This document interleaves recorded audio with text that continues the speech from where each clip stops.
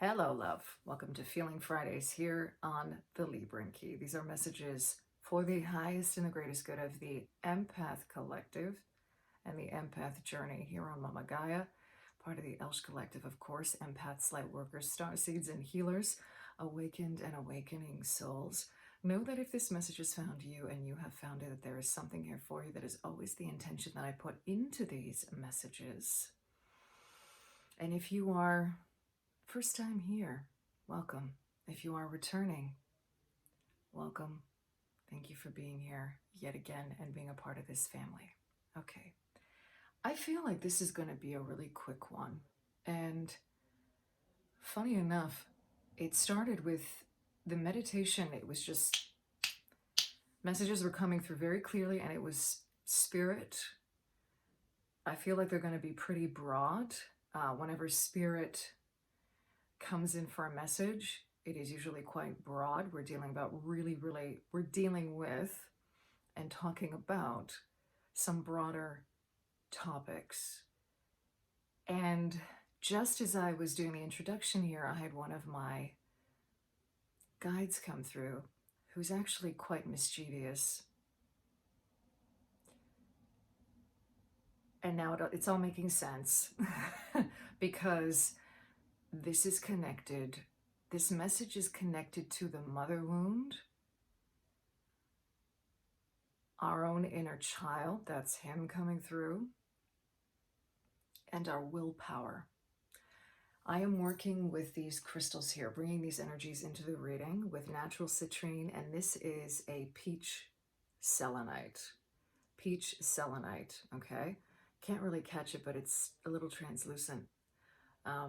Peach selenite. Now, really focusing on the energies here of the sacral center in our bodies, the sacral chakra, our womb, our reproductive centers, the source of our creativity, and the solar plexus, our willpower, our identity, how we identify, how we, and the Spirit's bringing also attention to, interestingly enough, this was a life path number reading, and this had come through, the connection between the throat and the solar plexus, and that this connection is connected to expression, okay? The power of expression. And I also heard motherhood of self as well. So we're going to be looking at these from a really broad perspective. But what my guide, who is connected to the Fey realm, my guide is really, really wanting to bring through an energy of play here and connecting back to the inner child. Because he wants to reiterate that this is, these topics can get really heavy. And sometimes we focus a little bit too much. This is, again, I'm speaking about bringing balance back to that. There is a divine feminine. This is really interesting, what he wants me to get into now. So much of our culture growing up, when you are living in a more masculine dominant culture, which is the majority of the world, okay, as it is at this moment, that I am bringing, and as I'm speaking to this and you know, at the recording of this message, right? Here on Mama Gaia, this is, we grow up feeling like we need to face things head on. There's a culture of that. That's a very masculine energy. And while we do need to face things head on and have awareness or consciousness regarding the things that perhaps we need to heal, we need to integrate in this life, we need to look at, we need to go deeper into, we need to expose. It's truly this divine feminine energy of healing that we need to embrace more than anything. It really is the divine feminine And this is where, okay, you know, he's, okay, he's challenging me to use this word. This is where we really surrender.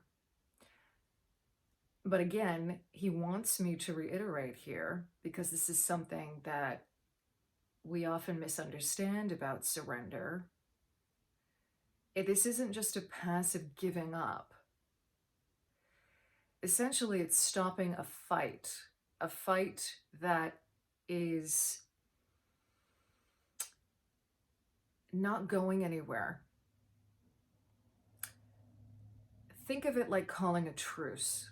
That's how he wants to bring that energy through. Thank you for that. He's really, he likes to challenge me. So this is exactly what's happening with this reading. And I don't want this to be super long, and you know, because the whole idea here is for us to really kind of look at this from a more lighthearted kind of perspective. And that can be a difficult thing to do when it comes to wounds, especially the mother wound, especially motherhood of self, okay? Especially when it comes to if you've been raised and have had a difficult relationship with your own mother, or any mother figure for that matter. But at the same time, there is power in that. And he's also directing me now back to the will center. I'm going to bring that natural citrine in. Okay, so there's a connection here that wants to come through with regard to, this had come through in a couple of readings ago. I can't remember how far back it was, with regard to compromised will. The will center. I believe it was the previous Feeling Fridays. And this came through. Or it could have been the one before. Or it could have been a life path number reading. Does it really matter right now? I don't know. I just don't remember what video it is where we spoke to this. So this is the idea that, especially as empaths, we're already sensitive from the get-go to begin with. And he wants to really focus on a connection that we may all have, but he's kind of showing me that this is a big thing. Even if you've had a good relationship with your mother, isn't this interesting? He's showing me that being sensitive as an empath, being very attuned to your mother, whether you had a good relationship with her or not, there is something that needs to be addressed here with regard to our own will being blurred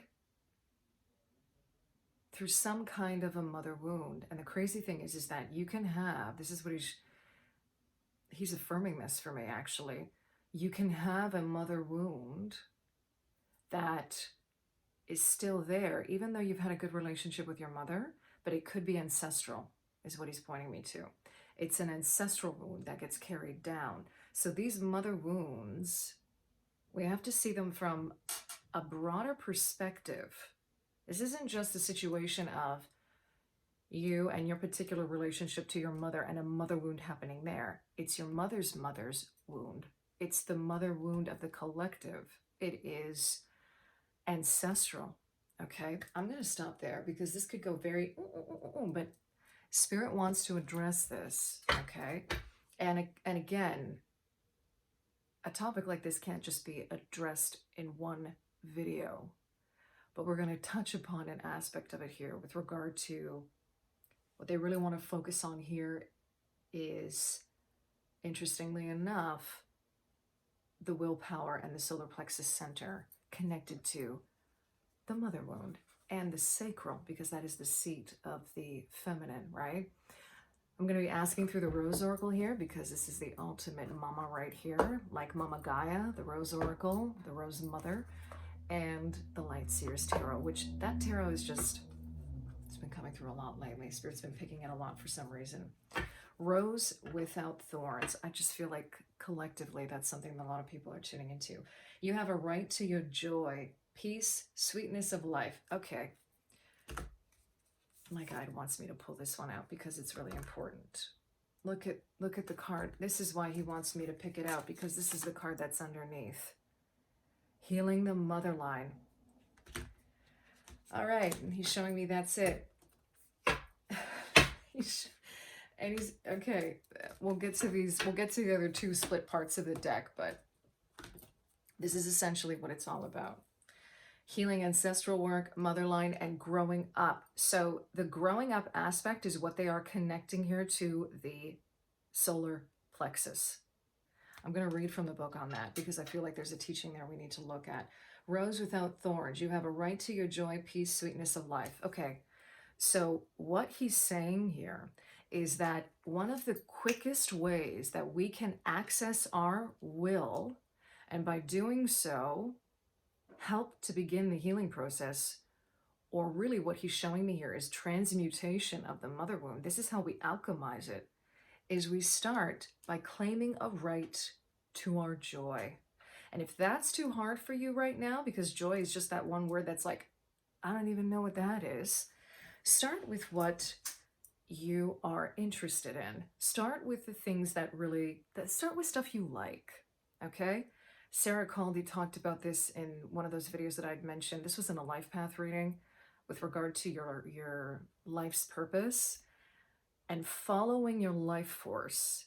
She gives a really, really beautiful bang-on analogy for this, where instead of just thinking about what sparks joy, because sometimes that's even too much for people, especially if we're someone who's been dealing with trauma, if we're someone who is really just trying to gain our footing again, right, with certain things, or simply somebody who's really interested in a lot of different things for whatever reason, start with what makes you curious the most first. Start there. Peace, sweetness of life. Start there. Okay, he's giving me this analogy of, even if it's making yourself a really great cup of coffee, like first thing in the morning, and that brings you, interestingly enough, he's actually using that sweetness of life here.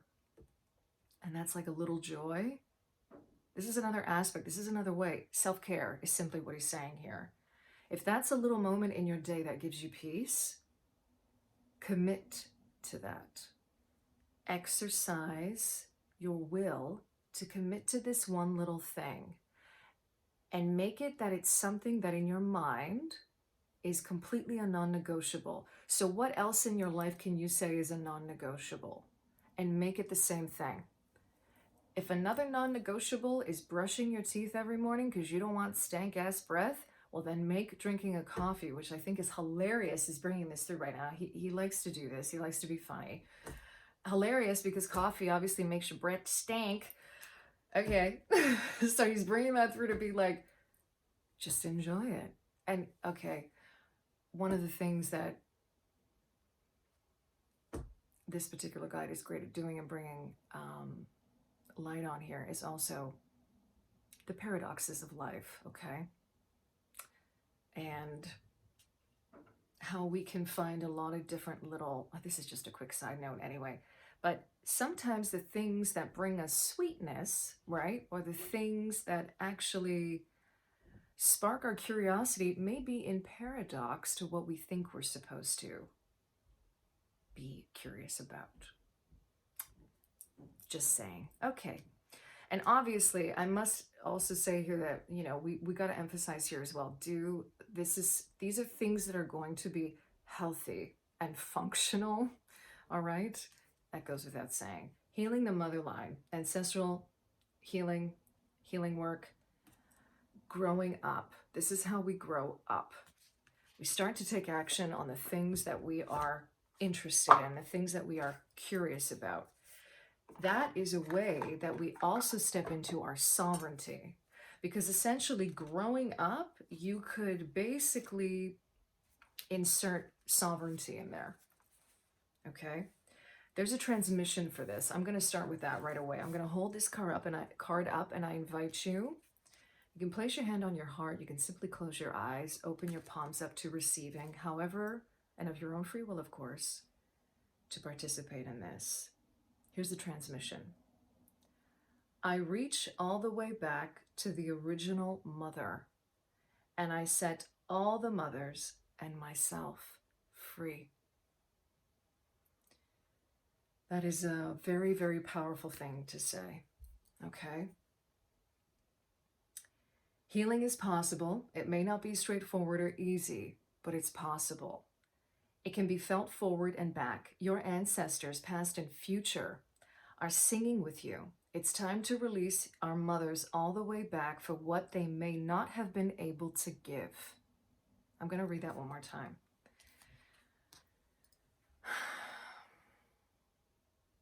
It's time to release our mothers all the way back for what they may not have been able to give, to find a way to cultivate the loving mother within, to treat ourselves with the same deep reverence, adoration, understanding, and compassion that we longed for all along.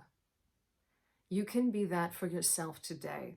You can meet yourself where others could not. And as you do, future ancestors will bless you for finding the courage to release and heal deep. You know, she touches upon, this is Rebecca Campbell, right? This is Rebecca Campbell's work. She touches upon, I got to address this because this is connected to the persecution wound and women, right?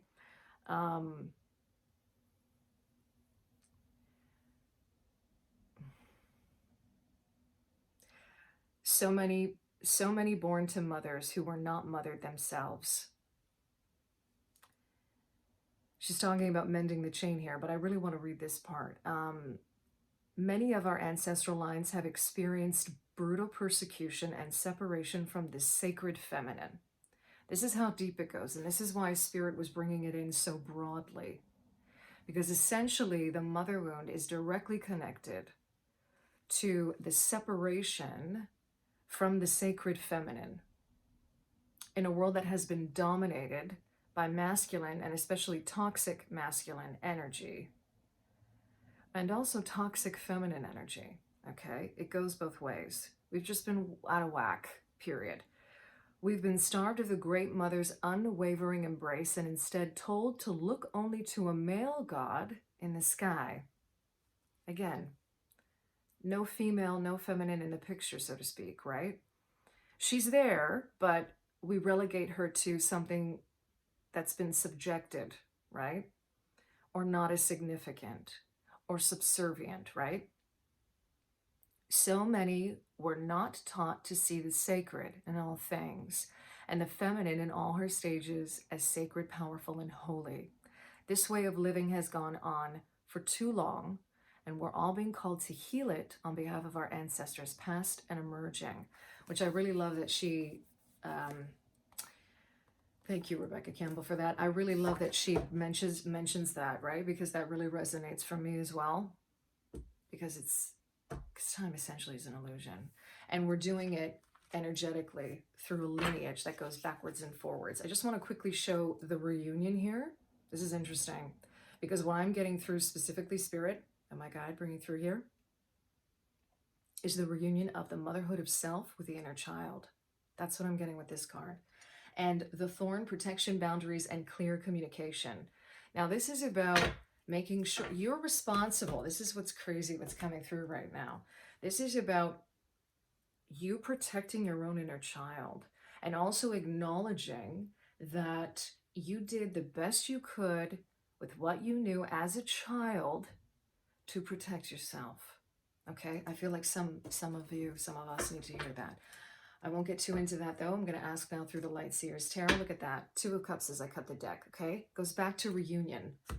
And look, the Ace of Cups is already under the deck. Look at that. Yeah. I'm seeing reunion of selves here. That's what I'm seeing with this, okay? And with the Ace and the 2 coming out, that reduces to a 3. It's interesting because I'm hearing motherhood of self, fatherhood of self, and then you, us, ourselves, 3. The magic of creation, okay? And that all of that lives within each and every one of us. Essentially, this is a sacred responsibility that we have to address is our own motherhood, and I'm even going to say fatherhood of self here. It's connected. They're all connected. Look at that. The moon. You know what's interesting about this card? This is so interesting, is that the wolf and the dog here, so to speak, but you could say maybe they're two wolves. Are they two dogs? They're black and white. Yin yang, right? The integration of self again. And I see this as sort of, I'm seeing like father, mother, child in the womb, okay? Which is another nod to this ancestral healing. It starts before we're even born. Isn't that crazy? It's in our ancestral lines. It's in the blood is what I'm hearing. It's in the blood, which is like, because I'm seeing each and every one of us in vitro, right? In the womb. I'm seeing us in the waters, the blood, the fluid, the consciousness, the unconsciousness of these ancestral wounds. It's like, I don't even want to call them wounds anymore, honestly. These are points of power. These are points of integration. That's what they are, okay? Yeah. And the moon, number 18, that reduces to a 9. It's connected to pregnancy, gestation, but also the ending of a cycle. Coming to the end, well, that one, okay, look at that. 3 of Swords. Coming to the end of a cycle that has been heartbreaking for many of us, okay? It's not just heartbreaking if you've experienced this. Spirit is just showing it to me at every level you could possibly imagine, right? I'm also hearing abandonment, like feeling abandoned by the mother, when it's not necessarily. How can we flip that too, though? How? Because this is a cycle that perpetuates itself, right? Your mother may have been abandoned by her mother, right? The sacred feminine. The sacred feminine. The divine feminine being kept underground for millennia, right? Yikes, okay. She never really abandoned us, right? This is essentially what I think I'm trying to say here, is that because of how imbalanced things have been, it's almost like there's a whole other side to the story that we're not seeing. That's all I'm going to say, okay? King of Cups, isn't this beautiful? This is a masculine energy that is also very feminine, right? Just like we have certain queens that are more masculine in their energy, this is the one of 2 kings that is more feminine in his energy. And here he is connected to the water, just like the moon card we saw, right? Sitting in the water, connected, heart-centered. This is another nod to the balance of the motherhood and fatherhood of self. It's really interesting how when we begin to, and this goes without saying, right? Like, looking at it this way is really crucial right now, because when you heal the mother wound, when you heal the divine feminine, it is having a ricochet effect on the masculine.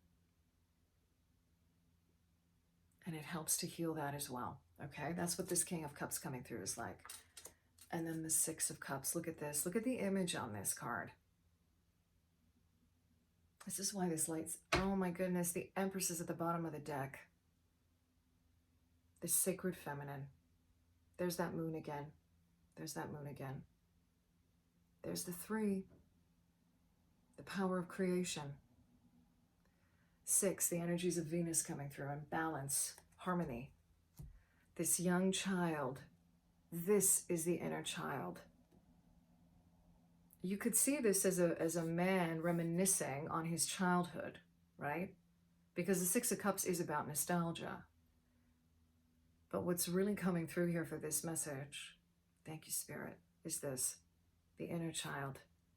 Here he is sitting with a dog, right? Could be this dog.